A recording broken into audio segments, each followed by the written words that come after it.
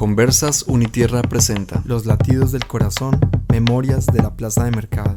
Buenas tardes, gracias por estar aquí. Es muy grato poder compartir estos espacios en este lugar tan especial para la ciudad de Manizales.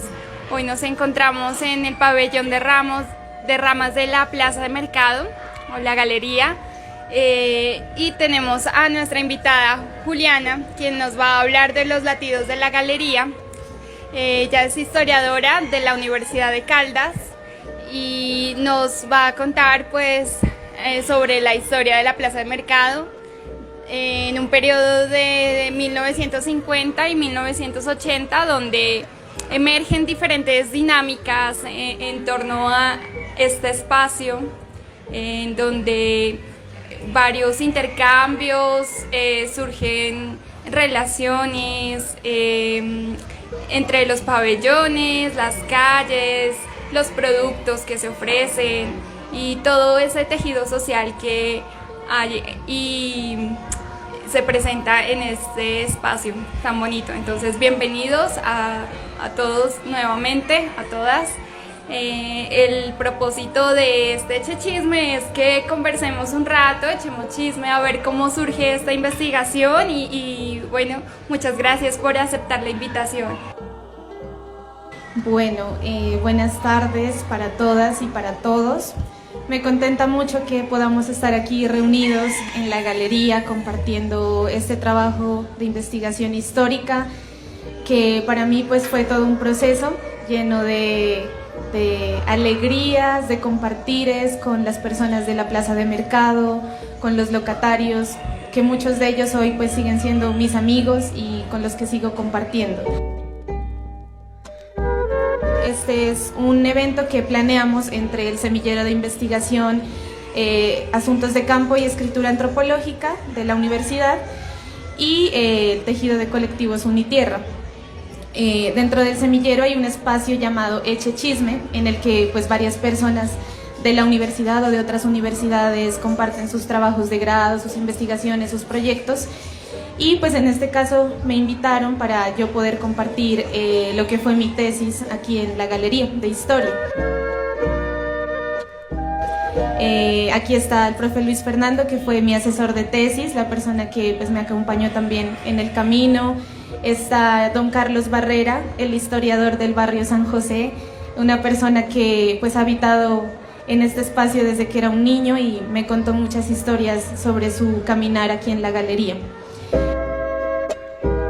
También decirles que sería bueno que esto sea algo conversado. Si en cualquier momento me quieren interrumpir y tienen alguna pregunta, algún comentario, alguna duda, no duden en pedir el micrófono y hacerlo. Me gustaría que esto sea algo así charladito y no ponerme a hablar una hora completa. Titulé mi trabajo de investigación Los latidos de la galería, historia de la plaza de mercado de Manizales en el periodo 1950-1980.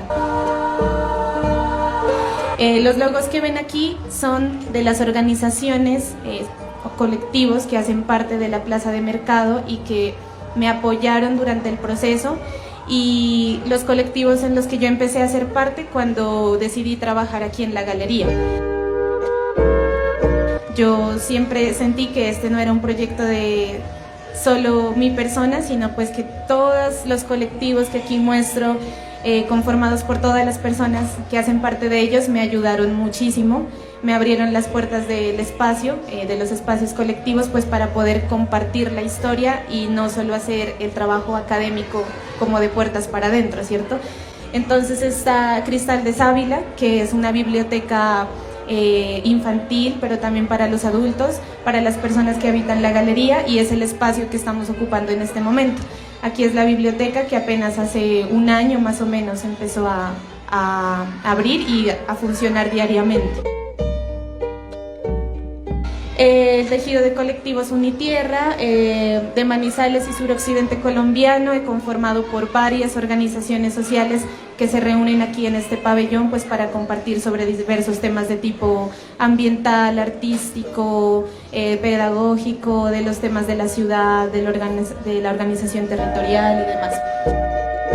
La tienda de mi Dios o del Diablo, que es la tienda de Gildardo, un amigo locatario que tiene su puesto en la parte de atrás, aquí atrás, y él vende ajís, vende frutas deshidratadas, vende, mejor dicho, él vende de todo y siempre pues los va a recibir con las puertas abiertas y con una sonrisa a lo que ustedes necesiten, sea un producto o incluso sea una historia, porque así fue como yo empecé a establecer lazos con él. Una vez me acerqué al puesto, cuando yo apenas había llegado aquí a la galería a conocer, a comprender, a habitar el espacio, y no conocía mucha gente, y me acerqué al puesto de él, lo saludé, le empecé a preguntar cosas y ahora somos amigos, somos compinches y pues seguimos tejiendo hasta el día de hoy.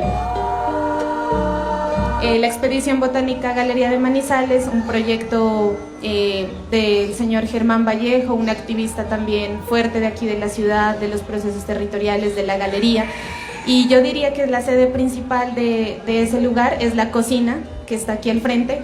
Ahí hemos hecho comida con amigos, se ha abierto el espacio para distintas actividades pues, de tipo gastronómico, también apreciando el valor de la alimentación dentro de este espacio, de la alimentación sana y de los talleres de alimentación con niños.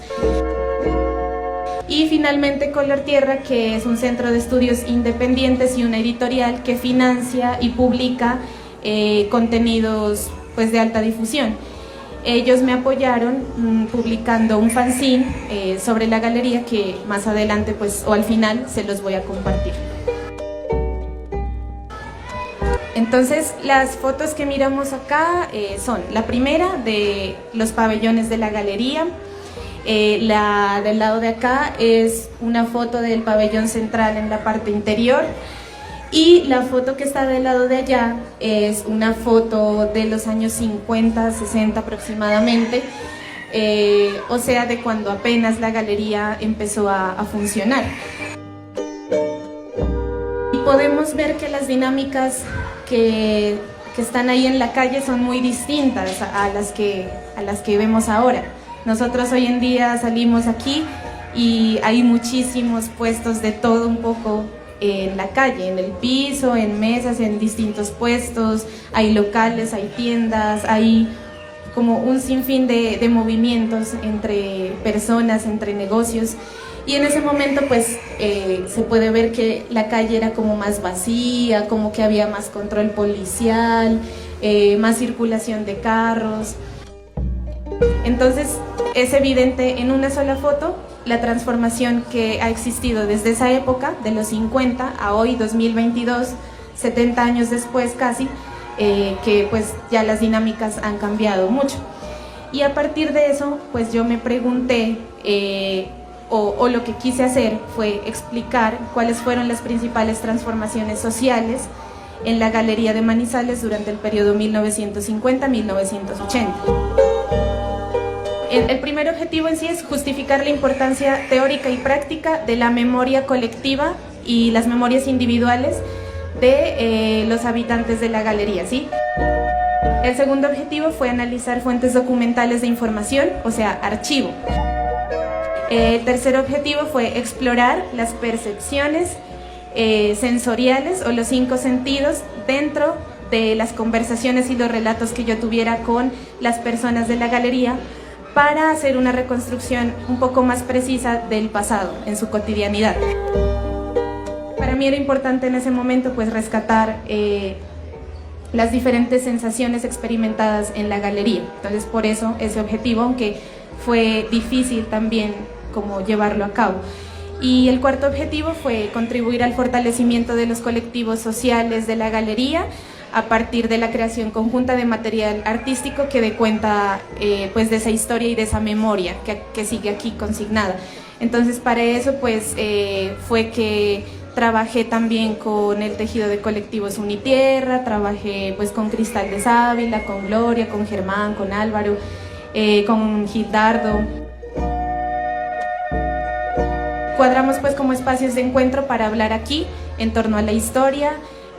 Traje algunos documentos, algunas fotografías de las historias de las plazas de mercado de antes, como para que hagamos un contraste, para que cada quien cuente sus recuerdos, dibujamos, escribimos, y a partir de ahí pues surgió un fanzine que fue una publicación de y para la galería. Entonces, bueno, la estructura del trabajo fue, teóricamente hablando, me basé en los regímenes de historicidad de un historiador francés llamado François Hartog, y él habla de los distintos modos de ser en el tiempo. Él habla de las distintas temporalidades que pueden confluir dentro de un mismo espacio. Entonces, ¿para qué utilice ese concepto? Para mostrar cómo la cotidianidad de la galería iba a un tiempo, que podía ser el tiempo de la tradición, de pronto, de las ventas más informales, del trueque, o sea, como con todas esas tradiciones que habían adquirido de plazas anteriores, contrastado con el tiempo de la institucionalidad, que era un tiempo del futuro, si se puede decir, o sea, un tiempo del avance, del progreso, del desarrollo. Entonces, esos dos regímenes estaban ahí como en constante contradicción, en contraste choque, y para eso me valí pues de este autor, también sumado al concepto de agencia planteado por el antropólogo Alfred Gell, que nos habla de la capacidad de acción de las cosas, de los objetos, de los lugares, de las personas e incluso de los animales sobre otros. También utilicé las definiciones de Henri Lefebvre de espacios concebidos, percibidos y vividos, que es una forma de caracterizar a los espacios de acuerdo a la percepción de las personas. Los espacios concebidos pueden ser los espacios pensados desde la institucionalidad, desde el gobierno, desde los tecnócratas, desde los académicos. Por ejemplo, a la hora de construir un edificio, la visión de un arquitecto o de un ingeniero que pues tiene sus fórmulas, también sus planos, tiene una idea sobre la construcción de un espacio. El espacio percibido ya tiene que ver con la relación que tienen las personas con los espacios que ocupan. Relaciones de distinto tipo, institucional, en la política, en la economía, en lo cultural, los espacios de ocio, los espacios políticos, como por ejemplo una alcaldía, una gobernación. ¿Cómo nos relacionamos con esos espacios? O sea, ¿qué tienen que ver con nosotros?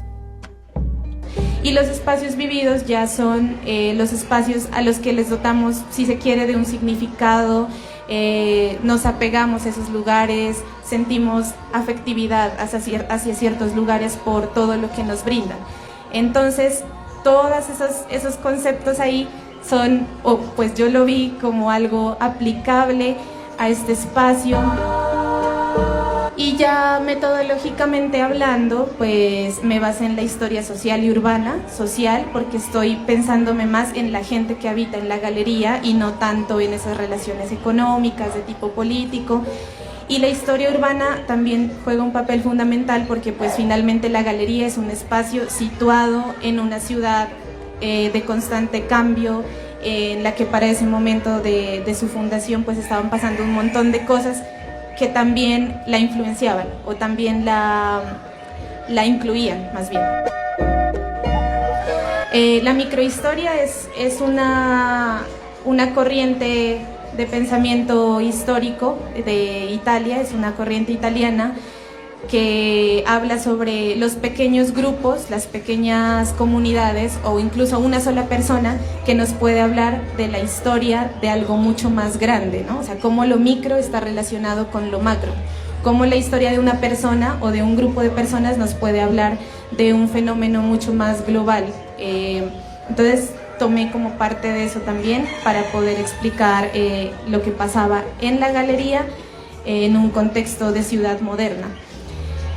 Ya pues como técnicas de investigación, el archivo, que es importante en una investigación histórica porque a partir de ahí uno puede conocer otras perspectivas sobre ello, y la memoria, por supuesto, o sea, la historia oral, que es como una técnica para poder comprender la visión de las personas que están habitando este espacio constantemente.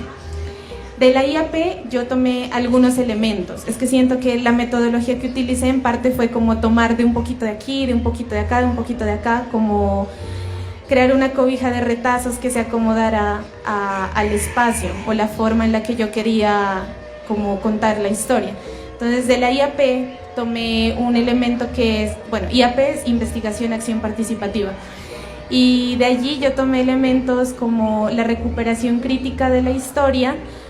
¿Y eso en qué consiste? En incluir a las personas a hacer la historia, ¿sí? O sea, no que me contaran algo y que fuera solo una entrevista y yo la sistematizo y yo escribo sobre eso y ya, sino el poder hacerlo colectivamente, el poder hablar de historia en espacios como este lugar. O sea, el Pabellón de Ramas fue el lugar en el que más trabajamos y hablar de las experiencias, de las vivencias de cada persona.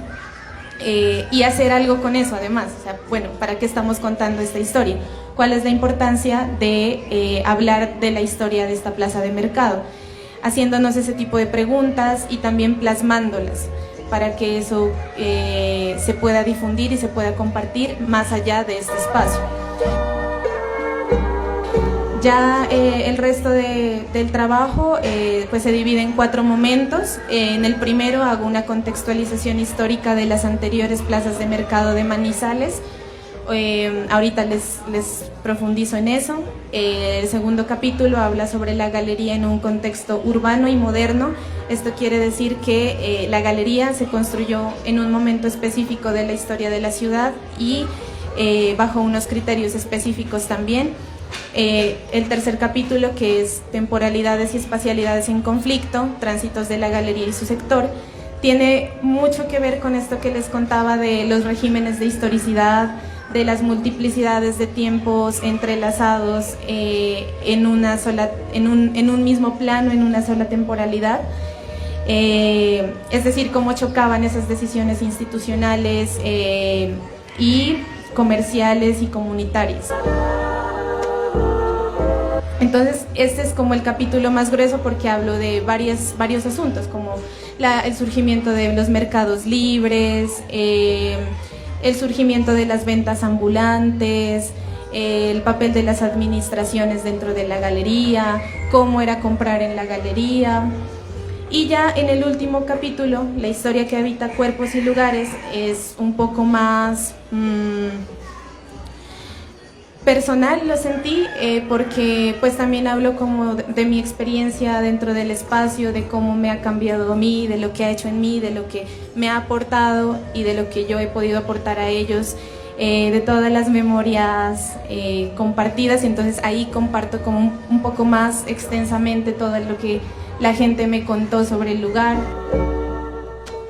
Es la primera plaza de mercado que existió en Manizales. Esto es en la actual Plaza de Bolívar, que para ese momento se llamaba la Plaza El Libertador. Manizales se fundó en 1849 y con la fundación de la ciudad se fundó también la Plaza de Mercado, porque evidentemente donde hay gente, donde hay casas, donde empieza a crearse ciudad, donde empieza a haber un territorio, pues también hay la necesidad de crear un espacio donde haya alimentos para comercializar y para compartir y para troquear. Entonces fue la iniciativa de don Marcelino Palacio, uno de los primeros colonos que llegó a la ciudad, la de abrir la plaza de mercado. Dijo, bueno, vamos a abrir la plaza el día domingo con los productos de sus huertas, de sus solares, de sus terrenos, a ver qué pasa, a ver si esto da resultado. No sé, yo me lo imagino así. El señor convidó pues como a todos los habitantes de la comunidad circundante a vender sus productos en la plaza, y eso fue lo que hicieron. Salieron un domingo, salieron a vender sus productos y resultó ser muy exitoso. Se vendió todo, hubo una buena comercialización de todos los productos que se sacaron, pues evidentemente locales, porque las condiciones eran distintas a como hoy, que hoy llegan productos de todos lados, hay los medios de transporte pues para traer alimentos. En ese entonces no, eran los productos de la propia comunidad. Y entonces eso se empezó a consolidar bastante bien y siguieron haciendo el mercado público los días domingo.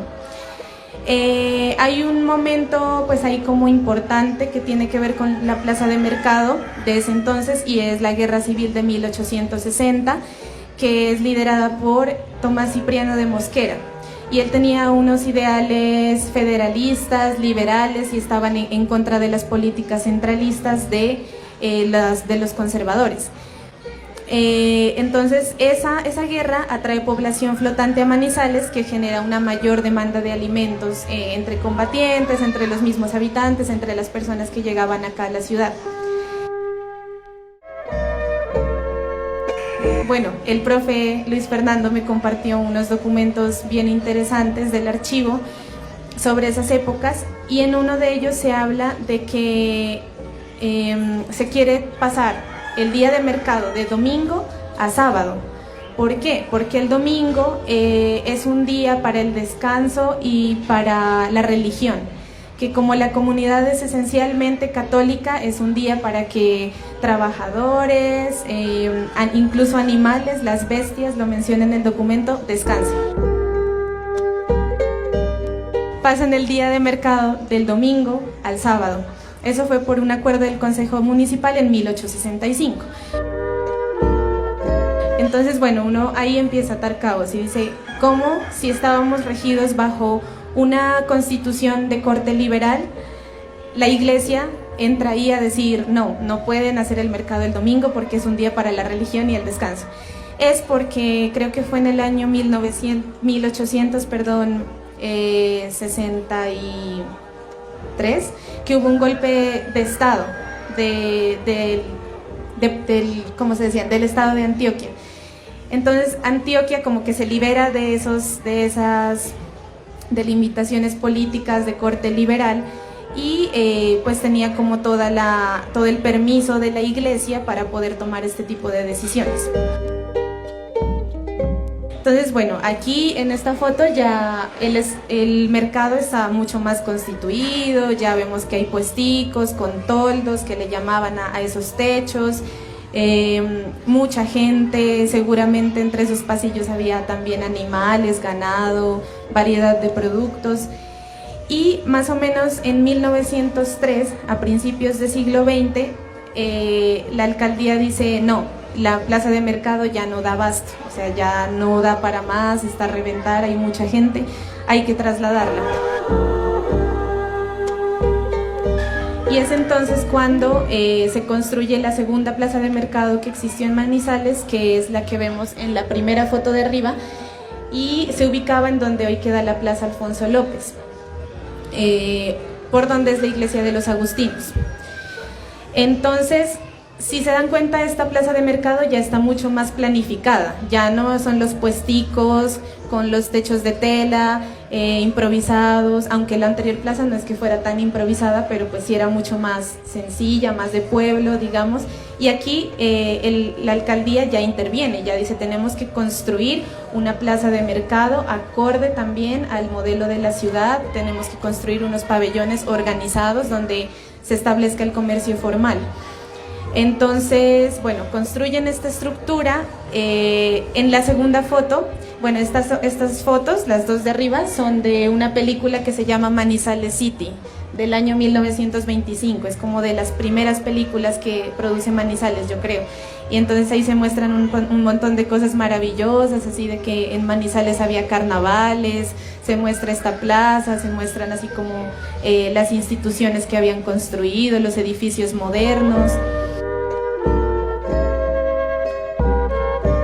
Entonces vemos a la señora que está ahí atendiendo, y creo, si no estoy mal, haber visto en la película que ella estaba ubicada en la parte de afuera.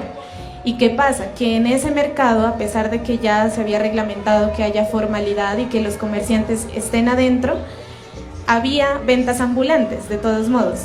Había mucha gente que pues requería vender sus productos, no todos podían pagar un puesto de arrendamiento en la parte de adentro y se ubicaban afuera, y entonces el mercadito de afuera es una cosa que ha estado prácticamente desde siempre, no es algo que nació acá, que sea una problemática única de acá, que ahora pues ha habido como mucha controversia por el tema del uso de los espacios públicos, sino que en esa época pues ya había unas ventas ambulantes, perdón. Y entonces lo que el gobierno hizo fue crear un montón de acuerdos, de decretos en los que se cobrara impuestos a las personas que vendían afuera, de regular las ventas, de decirles no pueden vender, de sacarlos, pero la gente siempre estuvo ahí, o sea, fue una dinámica constante, digamos.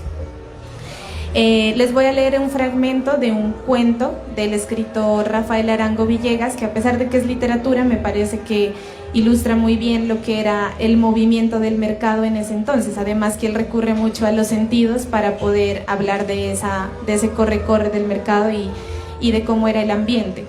Entonces él dice: ayer sábado estuve en el mercado, no iba a comprar nada. En primer lugar, porque no tenía dinero. Y en segundo lugar, porque la mayor parte de los economistas están acordes en que estos momentos no son aconsejables para hacer inversiones de ninguna especie.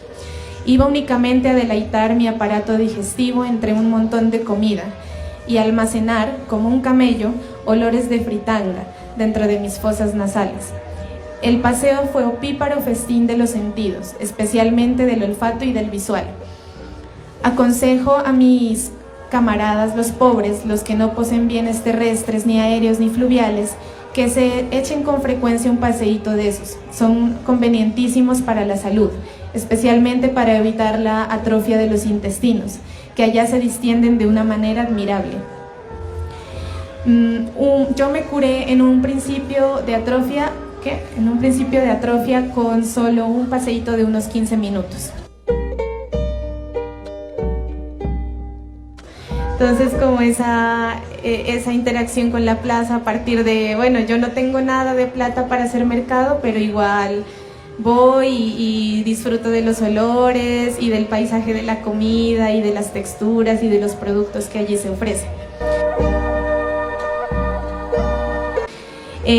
Bueno, también contarles que cuando esta plaza se construyó, Manizales estaba en un periodo de auge económico, porque había como bonanza cafetera. Se trata de los años 20 más o menos, o sea, la plaza se inauguró en el año 1916 aproximadamente, pero en los años 20 pues hubo como mucho auge económico en la región, también con la llegada de nuevos medios de transporte, el cable aéreo, el ferrocarril, como que la ciudad estaba creciendo mucho, pero también cabe aclarar que en ese momento, en los años 20, hubo como 3 incendios en Manizales.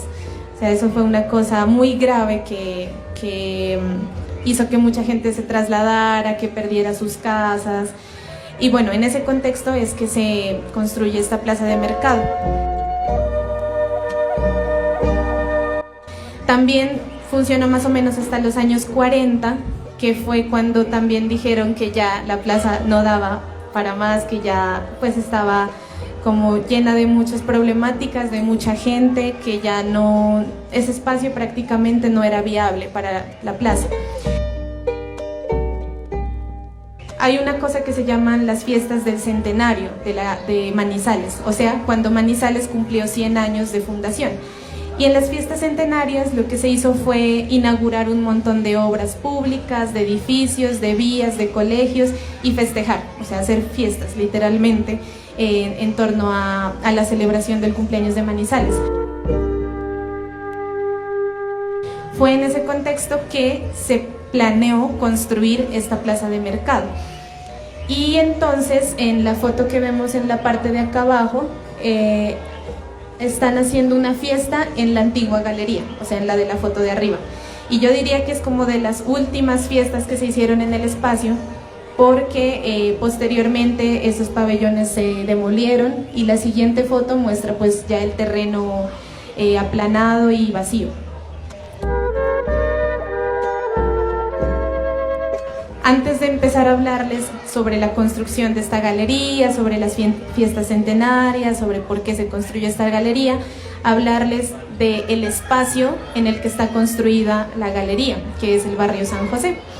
Entonces yo decidí como llamarle un lugar de memoria, porque efectivamente es un lugar en el que confluyen muchísimas vidas, muchísimas también estructuras físicas que dan cuenta de la historia del espacio, muchas memorias colectivas, individuales de las vivencias de la gente. La foto que ven ahí es de la plaza de mercado de Manizales, de la plaza central del barrio San José, con su antigua iglesia, porque pues para quienes conocen esa plaza, Hoy en día la iglesia es distinta, ya no es esa misma. Entonces, ahí hay Carolina Salguero, ella hizo un doctorado en estudios territoriales, hace como una caracterización mucho más puntual del barrio, de los momentos del barrio, y por eso yo decidí no ahondar mucho en ello, pero ella habla como de 3 momentos de San José, 3 momentos cruciales de la historia de San José. El primer momento es cuando entran los colonizadores por el sector de La Avanzada, que hoy hace parte de la comuna San José, cuando entran las primeras familias de colonizadores y se establecen en este sector para vivir, para construir sus casas. Entonces este es como un núcleo, un centro. Y les cuento de paso, por eso también yo decidí llamar a la tesis Los latidos de la galería, porque aparte de que la galería es como un núcleo de alimentación, como le llaman algunos, la barriguita de la ciudad, como un corazón palpitante, menciono en el trabajo, que sigue en función, a pesar de todo el movimiento de la ciudad, a pesar de toda la adversidad y todos los cambios que se presentan alrededor, tanto en la comuna como en el centro como en la ciudad, la galería sigue ahí, a veces palpitando un poco más lento porque tiene sus decaídas, porque de pronto la gente ya no viene mucho, porque la estigmatizan, pero a veces palpitando muy fuerte porque también aquí se generan muchas confluencias comerciales, sociales, incluso políticas, académicas, ahora con estos espacios que pues no son muy usuales en las plazas, y pues es maravilloso que haya, por ejemplo, una biblioteca, una cocina en la que podamos compartir, un lugar en el que podamos conversar. Entonces, por eso Los latidos de la galería, y también porque está ubicada en un sector tan importante y tan histórico como San José, que es uno de los primeros barrios pues que se construyeron en la ciudad. El segundo momento es en la década de los años 20, cuando luego de los incendios que ocurren en Manizales, la gente se traslada de lo que hoy conocemos como el centro histórico, que fue lo que se quemó, al barrio San José. Entonces ahí hay como otra ola de gente que llega a ocupar el barrio. Y el tercer momento es más o menos de la década de los 40 a los 70, cuando se da el periodo de la violencia política en Colombia, que llegan muchas familias de otros departamentos, de otros municipios de aquí de Caldas también, y ocupan los espacios del sector de San José, pero mucho más clandestinamente, ¿no? Como construyendo sus propias casas de la forma que podían. Don Carlos Barrera me contaba pues que mucha gente llegaba, buscaba un terrenito ahí como para construir, y de a poquitos iban empezando a crear vida, nueva vida en la ciudad, desde los lugares que llegaban. Entonces San José se va poblando en distintos momentos a lo largo del tiempo, y ese es el lugar pues, en el que estamos hoy parados, y el lugar en el que se decide construir la galería. Ya en el segundo capítulo de la tesis yo pues profundizo un poco más sobre lo que fue la construcción de la galería y lo del centenario de la ciudad. Entonces, como les venía contando hace un rato, el centenario fue la celebración, ¿no? de la fundación de Manizales, como los primeros 100 años. Allí se inauguraron un montón de obras y vías, entre ellas la plaza de mercado. La foto que ven arriba es de un fragmento de un documento que muestra como los presupuestos de las construcciones que se pensaban hacer en ese plan centenario. Estaba entonces la central hidroeléctrica, la construcción del Palacio Municipal, la construcción de la plaza de mercado, que decía que eran 180,000 pesos, la construcción de locales escolares, pagarle al Banco de Colombia, construcción de la Avenida del Centenario. También en esa época se construyó la Plaza de Toros, la Avenida 12 de Octubre, hubo un sinfín de obras, pero con una intención específica, que era mostrar como la grandiosidad y la modernidad de la ciudad. Entonces, eso es algo importante, porque Manizales y sus gobernantes y los discursos institucionales se basaban en mostrar el progreso dentro de la ciudad. Manizales, una ciudad moderna, una ciudad pues que lo tiene todo. Y entonces la galería fue un proyecto planteado desde la institucionalidad y desde los gobernantes que querían mostrar el comercio de una forma mucho más organizada, como más amplia, más moderna. O sea, en su momento estas estructuras en las que estamos aquí fueron como motivo de mucha pompa, ¿no? O sea, la gente quedaba maravillada con las estructuras tan grandes, pues como del cambio de la plaza anterior a esta, en la que aquí había como mayor confort, mayor comodidad para comprar. Entonces, bueno, para ahondar un poquito en esa construcción, en los acuerdos número 26 y 27 que se aprueban la construcción del pabellón 2 y 3, o sea, del que queda al lado de este y del otro, de los otros dos que son laterales. En 1947 se aprueba la construcción del pabellón número 3. Las fiestas centenarias se realizan del 20 de diciembre de 1951 al 6 de enero de 1952. Y el traslado e inauguración de la galería se dan específicamente a partir del 16 de diciembre del año 51. El 16 de diciembre se hace el traslado de la plaza anterior a esta. Y el 26 de diciembre se hace la inauguración de esta plaza de mercado, también con toda la pompa. Vinieron muchos gobernantes, vino mucha gente pues a presenciar como la inauguración, vinieron músicos, una banda sinfónica que interpretaron varias obras, vinieron unos párrocos, bueno, como autoridades eclesiásticas también a bendecir la galería y a consagrarla al Sagrado Corazón de Jesús. Estas son noticias respecto a la mudanza del mercado, al traslado de las nuevas galerías. Podemos ver pues los pabellones nuevitos, recién entregados, con sus puestos también todos uniformes, como a la misma altura, las mismas medidas. Entonces también bajo ese discurso siempre, incluso en la prensa de la modernidad, la foto de arriba dice: uno de los modernos pabellones de las nuevas galerías de la ciudad que se encuentra terminado y al cual se cómo debe vivir la gente, o sea, la norma, ¿sí?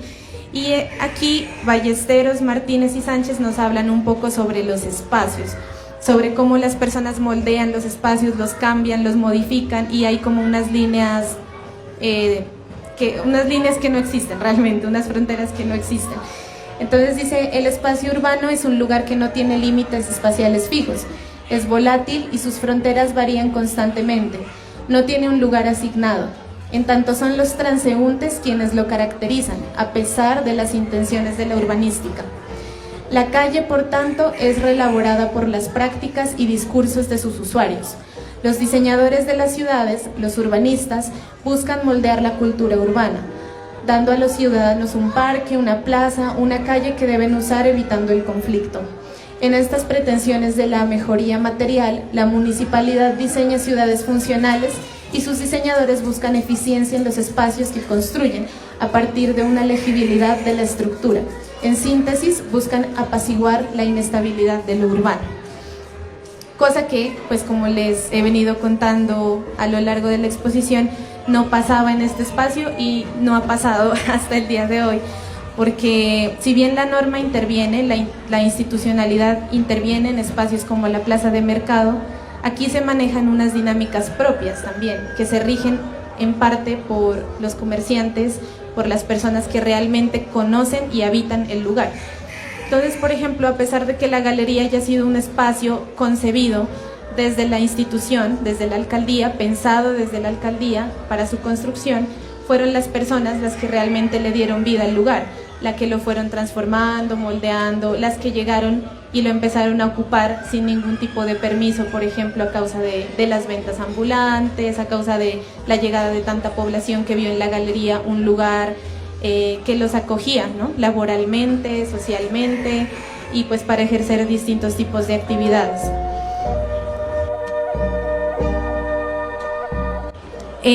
Aquí tengo algunos relatos sobre cómo eran los días de compras en la galería en esas épocas, en las primeras décadas.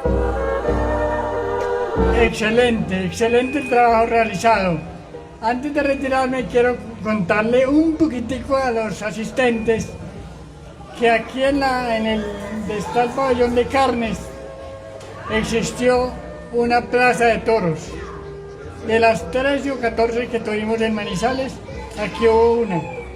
Allí venía la gente a divertirnos, a ver torear, porque Manizales ha sido una ciudad taurina por excelencia. Era únicamente lo que le quería agregar. Bueno, entonces fue justamente don Carlos la persona que me contó cómo eran los días de compras en las primeras décadas de funcionamiento de la galería, porque él empezó a habitar el espacio desde que era un niño. Me contaba de que desde que era pequeño ya venía con su papá, con su tía o solo a hacer los mandados, a comprar en la galería, que no existía la bolsa plástica, sino que se utilizaban bolsas de papel, papel periódico, canastos, tarros, cajas, hojas para empacar los productos, que los pabellones estaban distribuidos de una manera distinta a como están hoy. Entonces, antes de leerles estos relatos, les cuento un poco cómo estaban distribuidos los pabellones. En el pabellón central sí estaban las carnes, como hasta hoy en día, y los puestos de sal. En este pabellón solo se vendían frutas y verduras, exclusivamente frutas y verduras. Es curioso que hoy lo conocemos como pabellón de ramas, pero antes, si acaso, había 1 o 2 puestos de ramas y lo que más se vendía eran las frutas y las verduras. En el pabellón de al lado estaban los granos y en el siguiente pabellón estaba el revuelto, los quesos, la mantequilla y había también puestos de pescado en la calle. La mantequilla y el queso, por ejemplo, todos los productos lácteos los traían de San Félix, de Salamina, y les llamaban los rescatantes a las personas que traían esos productos. Entonces, estos son algunos relatos, algunas memorias pues que quise recoger acá como para compartir también la voz de otras personas que hicieron parte del trabajo. Entonces está sobre el pabellón central, que no estaba solo la carne y la sal, sino otro tipo de ventas. Entonces dice don Guillermo Muñoz, estaban las morcilleras que salían desde las 4 de la tarde y en 2 horas acababan con todo. Estaban en el pabellón de carnes, doña Tulia, doña Carmen y doña Carlota, le llamaban la chusca. Doña Tulia vendía una buena morcilla, la morcilla se vendía en hojas de congo y la mezclaban con la arepa. También conseguían de esos pocillos de aluminio y tomaban el caldo. La mejor morcilla era la de la viejita Carmen, también vendían morcilla la negra Luz Dari. Me pareció muy chévere que en una conversa que organizó don Carlos Barrera en el auditorio de aquí de la galería, nos reunimos como con... Eso lo organizó él, yo llegué ahí porque dije, a ver, vamos. Pero ahí llegaron como 30 locatarios de los que iniciaron a trabajar aquí desde la inauguración prácticamente, o desde los 60 por allá. Y todos se complementaban en lo que contaban, era como que, sí, tal señora, sí, tal otra, cierto que ahí había tal cosa. Entonces ahí como que yo pude ver la memoria colectiva viva ahí justo enfrente de mí, porque toda la gente se apoyaba entre sí en las historias, en las memorias que contaban. Era como la reconstrucción de una memoria así entre varias personas, a varias voces, y eso me pareció bien bonito. Ese relato que les leí se gestó en ese espacio. El otro es de Eliezer, un amigo que vende ramas aquí al lado, justo aquí al lado, y él me contaba sobre la asociación de la galería con otros espacios. O sea, la galería no es solo estos pabellones, los 4 pabellones, la galería es todo lo que hay alrededor, que si bien ahorita pues por distintas problemáticas está quizá un poco desintegrado, en ese momento era tan parte de la galería como los pabellones, es decir, los locales donde se vendían telas, botones, donde había también fábricas, donde había cafés, donde había licor. Entonces Eliezer dice, uno veía asociado todo, bares, cantinas, almacenes exteriores, había hasta almacenes de telas. El campesino llegaba el sábado y acá en la galería encontraba todo, desde la tela para hacerse un vestido hasta los botones y la comida, todo. O sea, él mercaba y vendía sus artículos, muchas veces hasta el café lo vendía. Incluso los depósitos de café están aquí arriba, y no es algo gratuito. O sea, estaban en esa época porque acá llegaba el campesino con su carga de café, cacao o lo que fuera. Ya pues adentrándome un poco al tema de las administraciones que se encargan como de regular este espacio, hay que decir que siempre ha cambiado de manos, que eso ha sido... Cuando la galería se fundó, pues evidentemente era de la alcaldía, porque fue la alcaldía, el municipio, quien decidió construir estos pabellones. Entonces fue propiedad del municipio desde su fundación hasta el año 1962, cuando es de las empresas públicas de Manizales. Y en el archivo de la Sociedad de Mejoras Públicas, donde tienen la revista Civismo, me encontré esta publicidad de la época, del año 1973, que habla sobre las empresas públicas y dice que todo es moderno también, o sea, es como una palabra clave dentro de la época, dentro del trabajo, porque, pues bueno, por todo lo que les he contado. Entonces dice que un acueducto moderno, un teléfono moderno, alcantarillado moderno, plaza de mercado moderna, servicio de aseo moderno, porque la empresa las empresas públicas de Manizales dirigían, manejaban, administraban todas esas empresas. Y ya en 1944 es cuando pasa a ser Centro Galería Plaza de Mercado, o sea, como se conoce hoy oficialmente, ese es el nombre oficial de la galería, aunque pues muchos le decimos la galería o la plaza, o otros la galemba, pero el nombre de Centro Galería es Plaza de Mercado y es como una entidad, ya se empieza a ver más como una empresa de economía mixta, o sea, ahí ya entran varias personas, varios entes a regularla, que sería la cooperativa Mercar, que está compuesta pues por los locatarios de la galería, Infi Manizales, que es una institución que hace parte de la alcaldía, y también la administración de la plaza de mercado. Bueno, cuando esta galería empezó su funcionamiento, la alcaldía también se pensó en otro tipo de mercados alternos a este. No, querían que este no fuera el único lugar de comercialización, sino que hubiera otros espacios donde la gente pudiera mercar de pronto con mayor facilidad. Entonces se crearon los mercados libres, que fueron mercados pensados para que a la gente no le quede como tan lejos venir a la galería, por eso lo hicieron en distintos barrios de la ciudad. Hubo uno en Fátima incluso, creo que hubo otro en Palermo, hubo uno aquí en el Parque Liborio, y eso empezó a generar pues como mucho conflicto entre los locatarios de aquí de la galería, de este sector en general, porque tenían prácticamente al lado, o sea 2 cuadras, porque el Parque Liborio es aquí mismo, tenían aquí otro sector de comercio pues que le montaba una competencia. Pero ese no era el problema más grave, sino que el mercado libre estaba pensado para los campesinos, para que la gente del campo viniera a la ciudad a vender sus productos de manera directa, sin intermediarios, y pues pudieran ganar más por lo que vendían. Sin embargo, pues eso se salió de control, como todo. Y esta es una fotografía de un mercado libre que estaba ubicado en una antigua estación del ferrocarril de Caldas, que hoy es propiedad de la Universidad Autónoma. Entonces, pues se mira también ese contraste tan grande de cómo hoy es un espacio pues mucho más privatizado, más cerrado. En ese momento era un lugar público destinado al mercado. Entonces, bueno, les voy a hablar en esta parte sobre la construcción de la avenida del centro y sobre los supermercados. ¿Y por qué esto es tan importante para hablar de la galería? Bueno, tiene que ver con la escogencia de la temporalidad de mi trabajo. Yo escogí la temporalidad 1950-1980 por 3 hitos importantes. El primero, en la década de los 50, la construcción e inauguración de la galería, que fue lo que ya les conté. Otro hito importante fue la construcción de la avenida del centro, porque ahí hubo una división del centro histórico y del territorio en la ciudad, y fue una división abrupta. Y por último, la llegada de los supermercados y de otras superficies de comercio que fueron haciendo competencia y fueron como desplazando un poco lo que era el comercio dentro de la plaza. Entonces, la década de los 70 pues es caracterizada por esta obra pública tan grande. La formuló el Plan Vial de Manizales, me parece, en el año 1971, y pues se le llama también Carrera 18 o extensión de la Avenida Santander. Entonces es toda la avenida por la que pasan las busetas principales, una cuadra más acá arriba.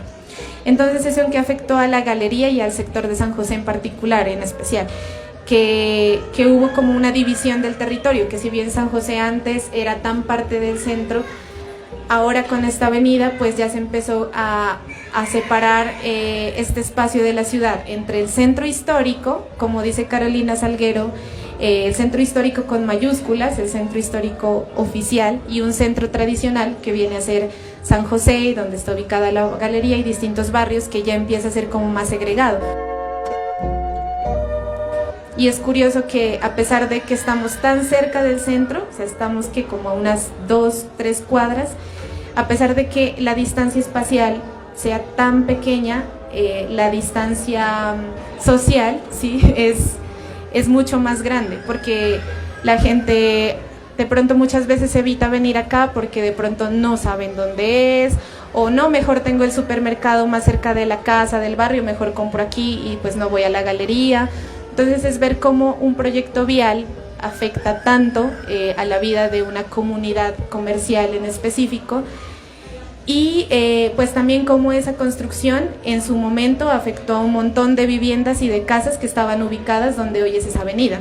Encontré un documento del archivo que se pensaba como hablar con los habitantes de las casas que iban a ser afectadas por la avenida, pues para crear un plan, ¿sí?, como para que no se vean tan afectadas. Y lo que el consejo dijo fue que no, lo denegaron eso, y jamás consultaron pues con las personas qué iba a ser de ellas. O sea, tomaron esas casas como una, ¿cómo se llama eso? Una utilidad pública, creo que se le llama a los espacios, que pues como que les dan un dinero por la casa y ya, esto es nuestro, es para nuestro plan vial. Entonces, bueno, estuvo la construcción de la avenida. Sin embargo, hablando con algunos locatarios, lo que ellos me dijeron, no, lo que afectó a que la galería fuera decayendo, que ya no viniera tanta gente, que cambiara el comercio, no fue la avenida, fueron los supermercados, me dijeron. Que los primeros supermercados que llegaron a Manizales también se ubicaron justamente cerca de este sector, y fueron las centrales, se llamaba uno, y el otro se llamaba La Cosecha.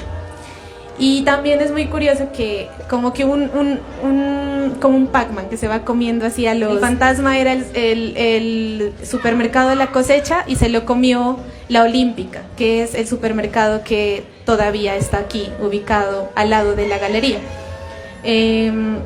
Entonces eso, pues bueno, como la construcción de un supermercado cambia tanto la dinámica de una plaza de mercado, y tiene que ver con el cambio de las prácticas comerciales de las personas. O sea, si uno tiene un supermercado cerca y aparte algo nuevo, algo que es completamente innovador, pues las personas no van a dudar en ir a ver eso, en comprar de una manera más cómoda, más limpia, en donde hay más confort, donde hay parqueaderos, donde hay absolutamente todas las comodidades para comprar. Entonces eso le fue haciendo también un contrapeso a la plaza de mercado, aunque pues en la temporalidad que yo intenté abordar, de los 50 a los 80, no se vislumbra como una decaída tan fuerte de la galería. Me contaban que todavía seguían viniendo muchas familias a comprar, a hacer sus mercados, a adquirir todo lo que necesitaban. Sin embargo, son factores que pues con el tiempo van afectando también a este espacio. Son como cambios paulatinos que no se dan tan inmediatos, pero suceden.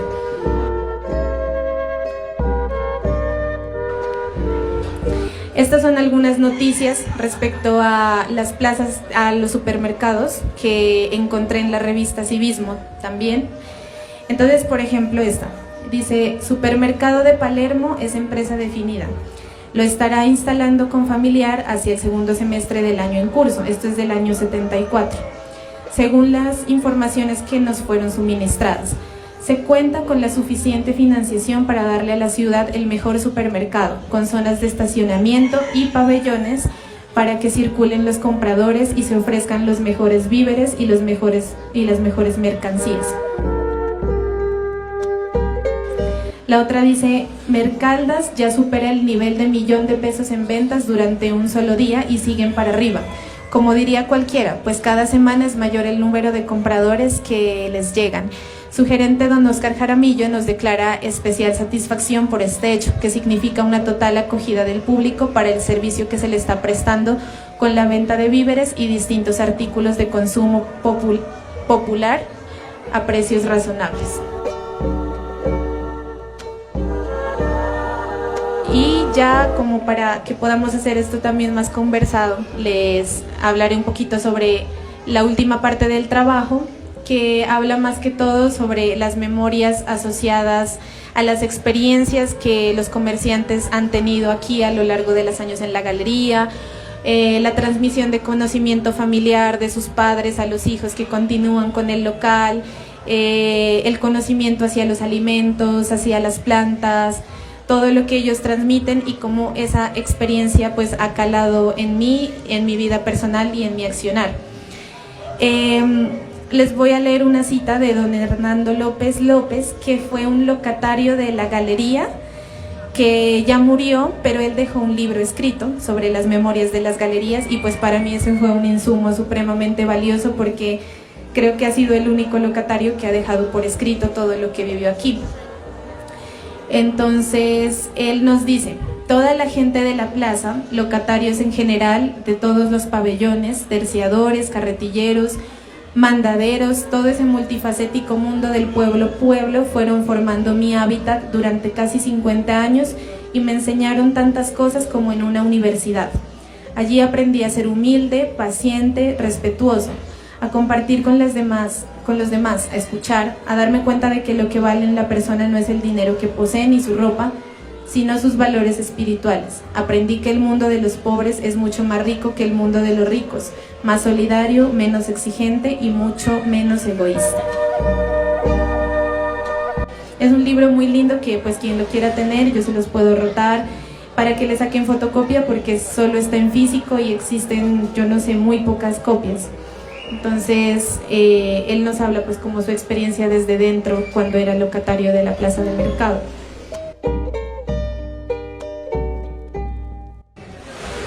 Esta es una foto que me encanta mucho, me la compartió don Julio Solano, él es actual locatario de la galería y tiene su puesto aquí en esta esquina. Y es una foto que le tomaron pues hace muchísimos años, él tenía 15. Dice que trabajaba con su papá, con su hermano. En la foto podemos como ver varios elementos de lo que era la galería en ese momento. Por ejemplo, la señora elegante, muy encopetada, muy bien vestida, que llegaba a hacer su mercado, porque aquí, como en ese entonces, en los 50, en los 60, el centro de comercio era la galería, donde se encontraba todo y aquí venía toda la ciudad, pues venían familias adineradas, venían campesinos, venía gente más pobre. Y aquí está la señora pues muy, según su vestimenta, adinerada y mercando, don Julio viendo a la cámara con un repollo y hablando un poco con él sobre esta foto, me dice que incluso él se acuerda del señor que está atrás de él con el sombrero, se llamaba Clímaco Montes y le traía de la vereda Santo Domingo varios productos para su puesto, así como zanahoria, cebolla. Entonces pues me parece que es una foto que ilustra muy bien la dinámica de la galería. Ojalá hubiera más fotos como estas, pero esta es una foto que se pudo captar y que afortunadamente se pudo recuperar en el tiempo. Acá pues algunos relatos también, uno es de don Luis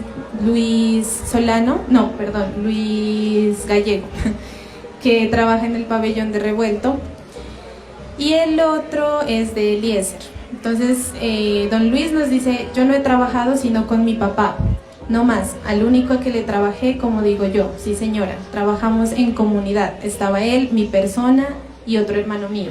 Entonces así varias historias, varias personas me contaron como que trabajaron con sus familias, que su papá fue el que les enseñó el oficio, o que otro locatario les enseñó, que trabajaban con los papás, con los hermanos.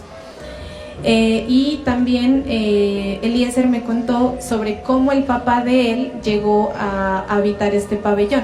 Entonces él dice: No sé por qué ni cómo, pero en esa época pues como que habló con esta señora Graciela, la mona, la famosísima mona de este pabellón de ramas, y está hablando del papá. Él terminó trabajando con ella unos días con ese objetivo, con la idea de que le vendieran el puesto, y ella comenzó de pronto, digamos, a entrenarlo. Esa es la palabra que mi papá usa, porque esta historia se la estoy contando porque él me la contó a mí y yo se las estoy contando a ustedes. Entrenarlo, enseñarle las ramas. Él ya conocía de pronto algo, no sé, y no sé cuánto tiempo estuvo aquí trabajando con ella, un mes, no sé, la verdad, no tengo ni idea. El caso es que ya le entregó el puesto a él, se lo vendió y él ya se quedó en ese puesto, y doña Graciela se fue para el lado de atrás y ahí comenzó. Ya después vino mi mamá. Entonces la mona sigue en el puesto de acá atrás y Eliezer y doña Blanca siguen en el puesto de acá al lado, vendiendo ramas, y pues me han extendido como mucha sabiduría en cuanto al conocimiento de las plantas, que creo que aquí empezó como esa relación tan bonita que yo he empezado a tener con este tema, ¿no? de las plantas medicinales. Bueno, estas son algunas fotografías como de los procesos que llevamos a cabo aquí en la galería alrededor del trabajo. Hicimos varias conversas en torno a la historia de la galería, en torno a las vivencias de los locatarios de aquí, de los otros pabellones. En esa primera conversa que se hizo ya, yo creo que más de un año y medio quizá, hablamos pues como sobre varias historias particulares de cada persona, e hicimos que se consignaran en un pequeño fanzine que diseñó Andrea y Lorena, una amiga de ella, y en ese fanzine dijimos, bueno, cada quien dibuja o escriba historias que hayan vivido en la galería, o sus sentires respecto a la galería, o dibujen algo que quieran sobre la galería, sobre los espacios que les gusten. Así se fueron construyendo pequeños fanzines que luego se convirtieron en un fanzine más grande. Y también ese día, por iniciativa de don Germán Vallejo y de varios niños de aquí de la galería, se creó el periódico mural El Pabellón, en el que varios niños pues escribieron frases, hicieron dibujos, pegamos noticias, pegamos documentos de los decretos que aprobaban la construcción de los pabellones.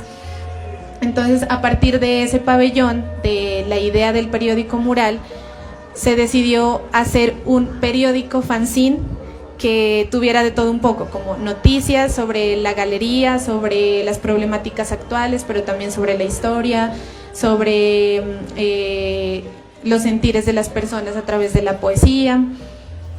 Entonces aquí estamos como en un encuentro que también hicimos de collage. Es un collage que hicimos con varios niños de la plaza y que también está en el fanzine. Y este fue el día que presentamos el fanzine. Ahí está Sofi, sí. Y fue bien bonito, pues como también poder materializar el trabajo colectivo que se pudo hacer gracias a la ayuda de muchas personas, ¿no? Aquí es como cuestión de plantear ideas, pensarse cosas y ejecutar. Siempre habrá personas dispuestas a ayudar, a motivar, a decir, sí, utilicen la cocina, hagan comida, sí, reúnanse, dibujen, aquí hay marcadores, aquí hay hojas, hagan. Pero la cuestión aquí siempre es de hacer. Y don Germán Vallejo me dijo una vez una palabra que yo terminé apropiándome, pero se la atribuyó a él, que es la creación, no la creación, sino la creación. Me dijo él alguna vez en uno de los talleres que hicimos pues en torno a la historia. Creo que fue taller de creación de fanzine, porque así fue como el reunirnos y el ponernos a hacer, no solo a pensar y a hablar, sino también a dibujar y a escribir. Esa foto me gusta mucho también, creo que todo esto en el contexto del paro nacional, y entonces hicimos, creo que don Germán y varios niños hicieron ese dibujo del giro histórico, porque también habían publicado por esas fechas un mural similar, muy grande y bonito, sobre el giro histórico. Con el trabajo fue que la galería no está solo aquí, la galería sale a nuestras casas y habita en nosotros también. La galería está en uno cuando se levanta y prepara la aromática, cuando prepara los alimentos, cuando prepara el almuerzo, cuando conoce de las plantas, cuando las riega. Entonces me pareció un sentimiento muy bonito, pues como pensar que yo empecé a crear un pequeño jardín en mi casa gracias a la galería y gracias a las semillas que me han regalado aquí. Eliezer pues me ha regalado así piecitos, raíces, semillas, y eso empezó a generar un interés en mí que sigue ahí. O sea, sigo como cultivando y sigo pensándome cosas en torno a la alimentación, en torno a las plantas, y por eso escribí La historia continúa, porque este es un lugar que, si bien es un lugar de memoria, se sigue construyendo, es un lugar que sigue construyendo historias en el presente, día a día, con el trabajo desde los locatarios, desde los administradores, desde los vendedores ambulantes, desde el tejido de colectivos, desde nosotros. Pienso que esto es seguir haciendo historia, se va construyendo todo el tiempo. Entonces voy a dejar por ahí para que podamos conversar. Si tienen preguntas, pues las puedan hacer, cualquier duda, inquietud, raye, inconformismo, todo es válido. Muchas gracias por escucharme, por venir hasta este espacio. Espero no haberlos aburrido mucho. Y pues agradezco mucho también a las personas que están conectadas viendo la transmisión en vivo. Gracias por tomarse el tiempo pues de escuchar. Eso es todo. Gracias.